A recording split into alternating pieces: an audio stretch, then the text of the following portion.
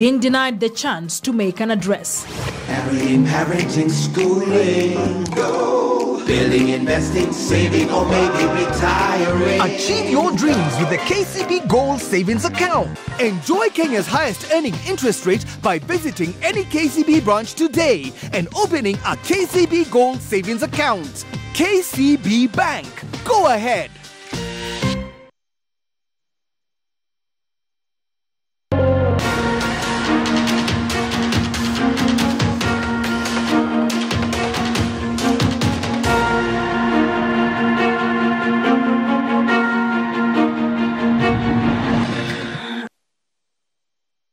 Na hata sisi vijana tujifunze, tualia sana kila siku ya kwamba ati hatuna kazi, ati wazee waondoke, lakini kule vijana wengine wako tunaona tabu, lakini kule wazee tunaona maendeleo. Sasa vijana lazima tujichunge jameni, hata sisi tuwe watu wa haki kama hawa wazee wetu. Hao ni namna gani? Tutendee watu haki, tutendee watu haki. Unaweka vijana hatuoni mambo ikienda. Ukiweka mzee tunakuja kusherekea, tunaona vijana wameandikwa kazi.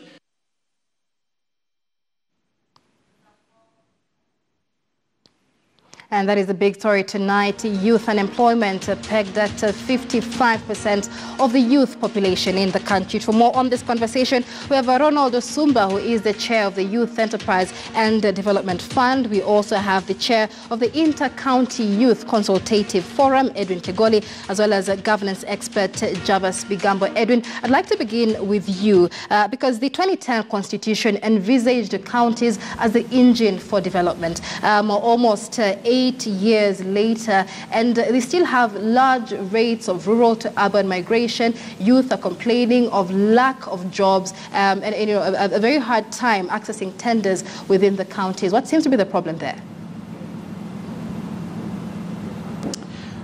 Well, the issue still remains to be the neglected rural population, because as I had earlier on said, there is vast potential in our rural areas, but this potential goes untapped because the government apparently has its antenna focusing in the urban areas, and there are many young people, fresh graduates who are leaving college and universities with quality education and ready to go into the job market, but there are no jobs there, and many of them are actually resolving to go into the rural communities to try and spur economic growth in these rural areas. But there is a serious breakdown in terms of youth empowerment and provision of concessional loans to young people who would want to start businesses. In fact, if you would go into many of these county governments, you'd find that to start a business as a young person is a tall order, because a county government would, like Nairobi, would want you to pay the entire statutory fees, to start a business in lump sum. And probably many young people are still struggling to raise capital. If these statutory deductions are done in installments, so that, like, if to start a business the county needs about 8,000, it is segmented so that after a period of time you pay 2,000, after another period of time you pay 2,000. But I want with great humility to disagree with the president on the issue of youth and the seniors. We respect our seniors, and the president cannot sidestep the young people, because we are the people who lined up twice to vote for him. And this time around, because we put him to where he is, he cannot now come and try to question our truthfulness, because actually we believe in our president. And if the president cannot believe in the power and ability of young people, then this is a complete hoax, because the young people are the future of this great country. And allow me, Michelle, to comment on what Antonio Luoch, Honorable Member for Mathare, and Mr. Ronnie Osumba. Antonio Luoch himself is a suspect with this bill, because you cannot put or apply fresh jelly on a face and try to imagine that the face is now clean and the dirt has gone away.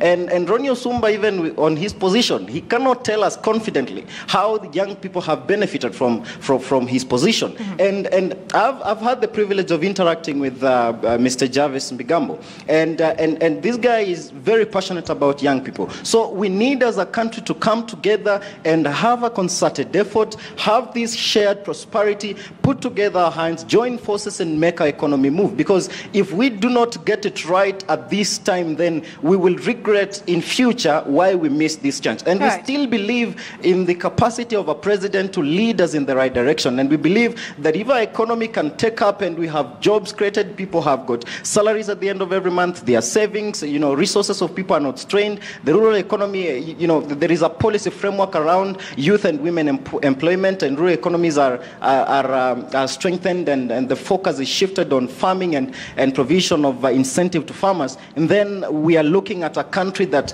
has its priorities right, and we are going to move our economy at a great pace. All right. Ronnie, you get the right of response here. And Edwin poses a very important question. You chair the Youth Enterprise and Development Fund. You're very quick there to say that, the fund has not reached its demise yet. The first question is, how have youth in the country benefited from the YD, Youth Enterprise Development Fund? Because many of them complain of tedious loan application processes, of high fees of registering businesses, even within the counties. How has this fund helped the youth?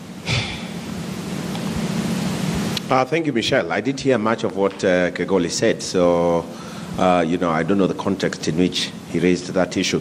But the point is this, and I think we have to be contextual. Now, the youth fund only has about 1 billion shillings or less in a year to give to young people in groups or in individual businesses. The women fund has probably another 1 billion. Uwezo fund probably another 1 billion. And the fact of the matter is these funds are not sufficient to reach to all people who need it. But however, the uptake has been growing. So for example, when I got to the youth fund, the uptake for that particular year was about 256 million. The following year, which is last year, the uptake was about 356 million. This financial year, we got 100 million. Okay? And so the uptake is growing. We are trying to reach people as we possibly can. And the question I think we need to be asking now is, what is the impact that this investment is having on jobs and on contribution of young people to the GDP? Now, there are many, many instances where we can, we can pick young people who have made a significant investment, made an impactful investment, and they have been able to create jobs and meet the intended purpose of these funds. And then there are those who have taken these funds, and particularly when we look at youth groups across the country, they've taken these funds and either, made bad investments, or because of group dynamics, the groups have disintegrated and therefore have not been able to meet the objective for which they came together for. Now, from where I'm seated, as a policy maker, my view is we should be looking forward. What is the way forward? And I think a couple of issues that have been raised, and particularly by Javas, who's my friend, and by the way, who can bamboozle you with big English words. So let's not get lost in those big English words, because facts don't lie. And the facts are that the economy is growing. There is a correlation between GDP and job growth, but the population is also growing at an extremely alarming rate. But the allegations of corruption and mismanagement of these youth funds seem also to be growing by the day. It is something youth have been very vocal about. I want to absolve Youth Fund, by the way, from any allegations of corruption in the last 2.5 years, because the transformation that we have put in place today sees a much more stable, much more sustainable, better governed institution. Women Fund has been fantastic. In the last so many years, the Women Fund has not been touched. Uwezo has systemic challenges.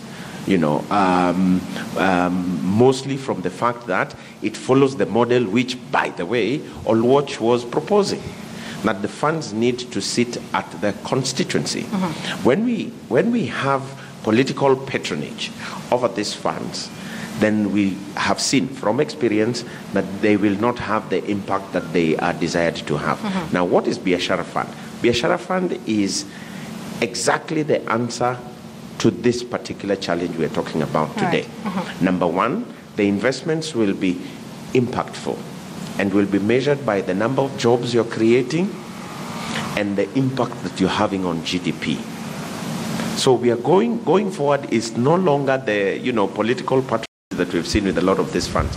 It's about impact investment where we will reap the most. Secondly, we are aligning our investments with the President's Big Four agenda. Now, and the Big Four agenda is all about addressing youth unemployment. And what are we saying? We are saying we want manufacturing's contribution to GDP to grow from 9% to 15%. How is that going to be achieved with the finance bill and increasing taxes, therefore discouraging investors from investing in the country? I completely disagree with you, and this is another lie that my friend Javas Bigambo tried to narrate earlier. The ease of doing business in Kenya today is much greater, okay? So government has looked at the licensing regime. It has looked at the regulatory regime. Today, we know we have this big issue around heavy taxation, and that obviously is something that needs to be relooked at, but the ease of doing business has improved. Okay, what we are saying is this ease has not trickled down to small businesses, which, by the way, the president himself last week confessed contributes 75% of all jobs. But the ease of doing business would attract investors in the country, therefore raising demand for labor. So we would expect more jobs created in the country. How would you explain, like you say, how would you explain a greater ease of doing business not correlates with the number of jobs being created in the country?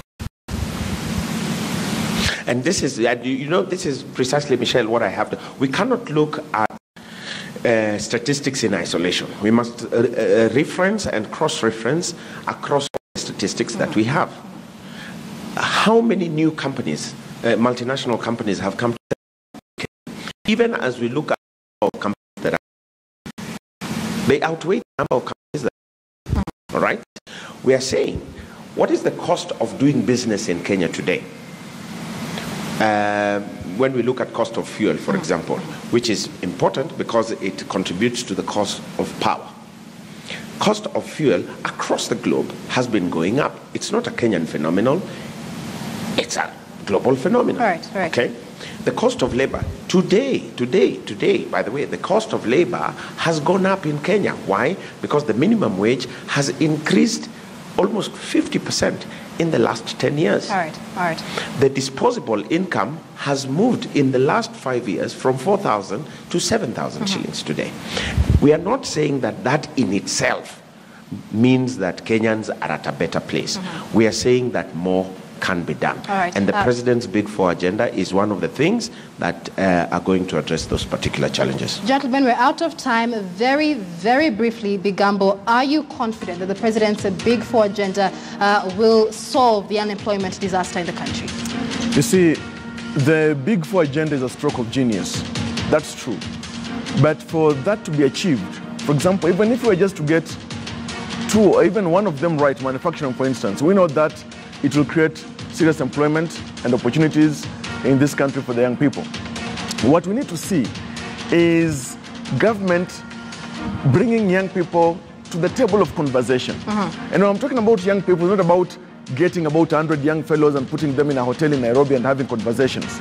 We need to have, for example, seeing the Lake Region economic bloc engaging young people across the counties in the Western region, for example, and Nyanza and the Rift Valley.